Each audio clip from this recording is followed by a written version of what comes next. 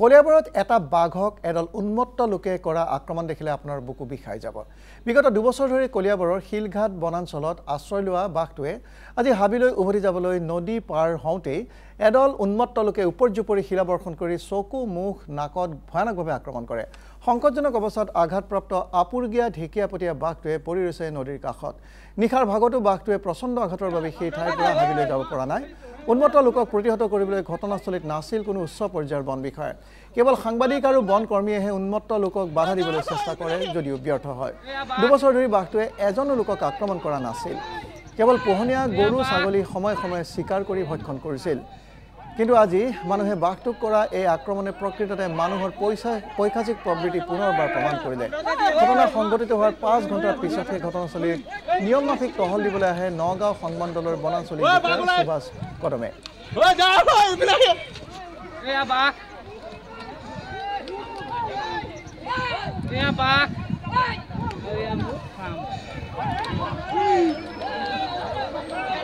এনেদৰে নিৰ্মমভাৱে উন্মত্ত লোকে এনেদৰে বাঘটো শিলগুটি দলিয়াই আক্ৰমণ কৰে আৰু গুৰুতৰভাৱে আহত হৈছে আপুৰগীয়া এই ঢেকীয়াপতীয়া বাঘটো।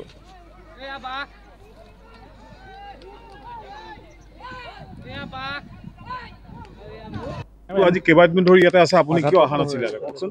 আপুনি এতিয়া দায় কৰা, আপুনি দায় সাৰিব কাৰণে আঁতৰিব কিয় বিচাৰিছে? আজি কেইবাদিন ধৰি বাঘ ইয়াত আছে, কিন্তু আপোনাৰ কোনো ধৰণৰ এক্টিভিটি ইয়াত দেখা নগ'ল। আপুনি আহিছে বুলি শুনিছো, কিন্তু আপুনি ফিল্ডত অহা নাই। আমি 24 ঘণ্টাই বাঘৰ লগত আছো। আজি বাঘটো এনেধৰণৰ অৱস্থা হ'ল য'ত নেকি মানুহ যথেষ্ট উত্তেজিত হৈ পৰিছিল।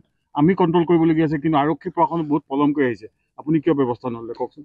আমাৰ গোটেই ষ্টাফ আৰু এইবিলাক আছে। পৰহি আমি যি PWD অফিচৰ ওচৰত আছিলে আহি আমাৰ পৰা নিৰীক্ষণ কৰি যোৱা হৈছে আমাৰ ডিপো অফিচৰ পৰা। আৰু তাৰ বাহিৰত টোটেল প্ৰেজেঞ্চ আছে, আমাৰ বাটালিয়নো এক্সট্ৰা দিয়া হৈছে। তাৰ বাহিৰত আমি যি আগৰ পৰা আছে তাৰ কাৰণে চ'লাৰ ফেঞ্চিং এইবিলাকে ব্যৱস্থা লোৱা হৈছে। যিকেইটা একেবাৰে দাঁত কাষৰে ওচৰত আছে জন্তুটো, তাৰ ৰেস্কিউ আৰু এইটো কৰা হ'ব যি প্ৰটেক্টেড এৰিয়া, যিকেইটা ওচৰত থকা এৰিয়া। তো এইটো তাক আমাৰ মোষ্টলি এইকেইটা ভাবিব লগা হৈছে কি এইটোতো যাবহি, আৰু তাত নোযোৱাতকৈ বেলেগত লৈ যোৱা জন্তুৰ ওপৰতে আমি তাৰ আদিবাস বাদ দি যদি বেলেগত লৈ যাওঁ, এইটো জন্তুৰ ওপৰত অন্যায় কৰা নিচিনা হ'ব। এইটো নহয়, আজি যিহেতু ঘটনা হৈছিলে, আজি যথেষ্ট ৰাইজ উত্তেজিত হৈছিল, কিন্তু বহু পলমকৈ পুলিচৰ লোক আহিছিল, যাৰ কাৰণে ৰাইজে তাতে বাঘটোক আক্ৰমণ কৰিছে, আমাৰ সন্মুখতে কৰিছে। গতিকে সেই ক্ষেত্ৰত আপুনি যদি অকণমান ইনিচিয়েটিভ ল'লেহেঁতেন, প্ৰশাসনক আপুনি জোৰকৈ ক'লেহেঁতেন যে পুলিচ প্ৰশাসন ইয়াত প্ৰয়োজন আছে, তেতিয়াহ'লে হয়তো আজি বাঘটো এনে অৱস্থা নহ'লহেঁতেন। নিশ্চয় কোৱা হৈছে, আমাৰতো আমি ভুক্তিব লগা হৈছে, আমাৰ ষ্টাফৰ ওপৰত কিবা কিবি কৰা হৈছে, ৰেঞ্জৰৰ ওপৰতে কৰা হৈছে। ইয়াৰ ৰেঞ্জাৰ বা ইয়াৰ তলৰ কৰ্মচাৰী যথেষ্ট কষ্ট কৰিছে।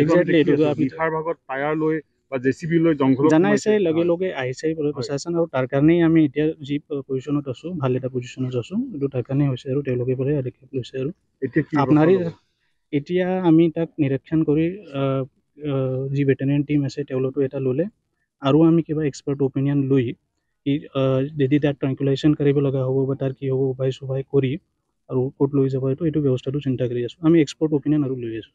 চকুৰ পৰা কিন্তু তেজ ওলোৱা পৰিলক্ষিত হৈছে। ইয়াততো এতিয়া আমি ইমান দূৰৰ পৰা কৰিব পৰা নাই, কিন্তু ট্ৰিটমেণ্ট কৰি তাক ঠিক কৰা যাব ব্যৱস্থাটো লৈ। আমাৰ কেমেৰাত ধৰা পৰিছে, তেওঁ চকুত দুখ পাইছে, যাৰ কাৰণে আৰু বহু লোকে তাত পাথৰ মাৰিছিল বাঘটোক। যেতিয়া কলঙত সাঁতুৰিছিলে তেতিয়া পাথৰ মাৰি অত্যাচাৰ চলোৱা পৰিলক্ষিত হৈছিলে একাংশ লোকে, যাৰ কাৰণে বাঘটো আজি এনে অৱস্থা হৈছে। তাক ৰেস্কিউ কৰি তাক ট্ৰিটমেণ্ট কৰাব লগা হ'ব। ডিপাৰ্টমেণ্টৰ ফালে আমি উচিত ট্ৰিটমেণ্ট তাক দি দিম। এতিয়া আঘাতপ্ৰাপ্ত হোৱা যথেষ্ট সময় হ'ল, প্ৰায় 8-9 ঘণ্টা ধৰি পৰি আছে, কিন্তু এতিয়ালৈকে কোনো ধৰণৰ চিকিৎসা পদ্ধতি চলা নাই।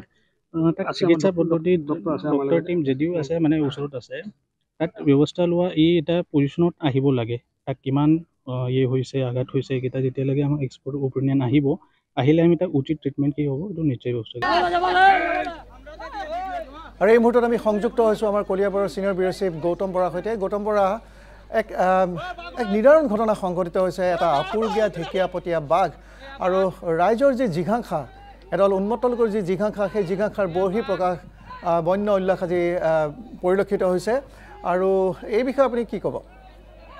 হয়, বনদ্বীপ আচলতে অতি দুখৰ কথা। আমি যোৱাকালি যি প্ৰতিবেদন প্ৰকাশ কৰিছিলোঁ তাত আমি এটা কথা কৈছিলোঁ যে কলিয়াবৰবাসী সমগ্ৰ অসমৰ কাৰণে এক নিদৰ্শন হওক, আদৰ্শ হৈ পৰক, সেই কথা কৈছিলোঁ যে কলিয়াবৰ 2 বছৰ ধৰি বাঘ বিচৰণ কৰিছিল, কোনো ধৰণৰ এনেধৰণৰ ঘটনা হোৱা নাছিল। কিন্তু আজি আচলতে হঠাতে জখলাবন্ধা সমীপৰ কেৰিবাকৰি অঞ্চলত যেতিয়া বাঘটো প্ৰৱেশ কৰিছিল খেদি অনাৰ পাছত, আৰু সেই স্থানতে দেখা গৈছিল যে ৰেলৱে ট্ৰেকত থকা যি পাথৰ, সেই পাথৰ বাঘলৈ দলিয়াইছিল আৰু একাংশ লোকে বাঘটো আহত হোৱাৰ পাছত যেতিয়া জংঘলত সোমাইছিল তাতে গৈ বিভিন্ন দা জাঠি লৈ বাঘটো খুচিছিল, যাৰ কাৰণে বাঘটো আহত হৈছিল। আৰু পৰৱৰ্তী সময়ত খেদি নিয়াৰ পিছত বাঘটো গৈ কলঙত পৰিছিল, আৰু কলঙত পৰাৰ পিছতো দেখা গ'ল একাংশ লোকে তাত বিভিন্ন ধৰণৰ শিলগুটিকে ধৰি অন্যান্য সামগ্ৰী বাঘটোলৈ গালৈ পোত দলিয়াইছিল। যথেষ্ট আতংকিত হৈ পৰিছিল বাঘটো। আচলতে বাঘক লৈ মানুহ আতংকিত হ'ব লাগে, কিন্তু বাঘটোহে আচলতে আতংকিত হৈ পৰিছিল স্থানীয় একাংশৰ কাৰণে। আৰু সেই সময়ত অতি পৰিতাপৰ বিষয়, তাত বন্দুকধাৰী আছিল, য'ত আৰক্ষীৰ একাংশও তাত আছিল, আৰক্ষী লোক থকাৰ পিছতো সেই লোকসকলক বাধা দিব কিয় নোৱাৰিলে, আৰক্ষী শীৰ্ষ বিষয়া তাত সেই সময়ত কিয় পোৱা নাছিল, এই কথালৈ প্ৰশ্ন আহিছে। বিভিন্ন প্ৰকৃতিপ্ৰেমীৰ মাজত যথেষ্ট চৰ্চা হৈছে বিষয়টো।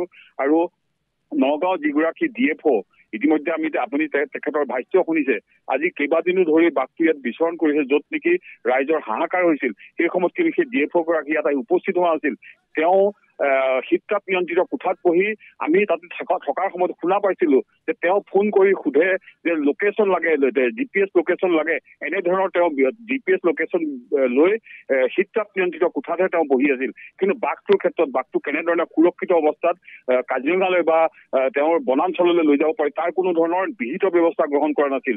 আৰক্ষীয়ে বিভিন্ন সময়ত আহি কিছু সহায় কৰিছিল, যদিও পৰৱৰ্তী সময়ত আৰক্ষী গুচি যায় আৰু যিসকল তলৰ বনকৰ্মী থাকে বা বন বিষয়া থাকে তেওঁলোক নিসহায় হৈ পৰে। যিহেতু যথেষ্ট লোক সমবেত হয়, সেইসকলক নিয়ন্ত্ৰণ কৰা যথেষ্ট কষ্টকৰ হৈ পৰে। প্ৰশাসনে ইয়াত 163 ধাৰা লগাইছিল যদিও বহু লোকে এই কথা নেমানিছিল বা জনাও নাছিল যে ইয়াত 163 ধাৰা দি থোৱা আছে।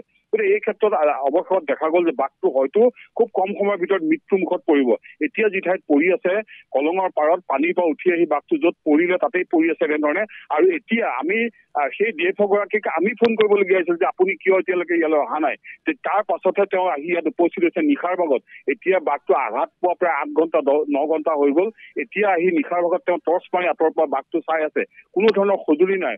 কাজিৰঙা ৰাষ্ট্ৰীয় উদ্যান কৰ্তৃপক্ষই ব্যাঘ্ৰ প্ৰকল্পৰ কথা কয়, কোটি কোটি টকা তাত খৰচ কৰা হয় ব্যাঘ্ৰ প্ৰকল্পৰ নামত, কিন্তু কাজিৰঙা ৰাষ্ট্ৰীয় উদ্যানৰ কোনো বিষয়াক আমি ফোন নকৰালৈকে তেওঁলোকে ইয়াত অহা নাছিল।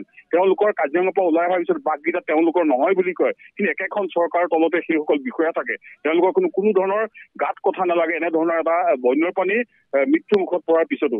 আৰু এনেধৰণৰ ঢিঙত যিটো ঘটনা হৈছিল সেই নগাঁও এইগৰাকী DFOৰ দিনতে সেই সময়তে সেই ঢিঙৰ বাঘটো মৃত্যু হৈছিল। আৰু হয়তো এই বাঘটো হয়তো মৃত্যু হ'ব, এতিয়া তেনে এক পৰিৱেশৰ সৃষ্টি হৈছে। আৰু এতিয়ালৈকে বৰ্তমানলৈকে বাঘটো তাত তেনেধৰণে পৰি আছে, কোনো ধৰণৰ তেওঁলোকৰ এতিয়ালৈকে ব্যৱস্থা নাই। খালি এটা পিঞ্জৰা আনি তাত থৈ দিছে, এখন JCB আনি তাত থৈ দিছে, আৰু বাকী যি পশু চিকিৎসক আহিছে তেওঁলোকৰ লগত কোনো ধৰণৰ সঁজুলি নাই, যাৰ কাৰণে হয়তো খুব কম সময়ৰ ভিতৰত হয়তো বাঘটো মৃত্যু মুখত পৰিব। আৰু আমিও তাতে এতিয়া তাৰ সেই স্থানৰ পৰা কিছু কাৰণত আঁতৰি আহিছো, আৰু অলপ পৰৱৰ্তী সময়ত আমি তালৈ পুনৰ যাম। তাৰপিছত কি পৰিৱেশৰ সৃষ্টি হয়, কেনেধৰণে বাঘটো তেওঁলোকে উদ্ধাৰ কৰিব পাৰে সেই কথা আমি লক্ষ্য কৰিম।